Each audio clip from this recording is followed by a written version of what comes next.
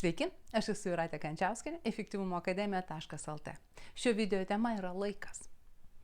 Visai nesenai perskaičiau vieną biznio taisyklę, žydų biznio taisyklę. Jie aiškina, kad tas žmogus, kuris vėluoja susitikimą, yra toks pat vagis, kaip ir tas žmogus, kuris atima iš jūsų turtą. Kodėl? Todėl, kad laiko susigrąžinti neįmanoma. Jeigu iš jūsų atėmė tą laiką, niekaip, jokiais būdais jūs jo nesusigrąžinsit. Jūs galite susigrąžinti kažkokį turtą, jūs galite gauti pinigų, bet tik tai ne laiką. Todėl vertinkit savo laiką ir vertinkit kitų žmonių laiką.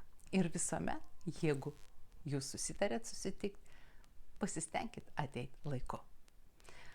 Kągi, šiandien tiek ir jeigu jums patiko šis video, tai būtinai pasidalinkit su draugais ir pastatykit laiką.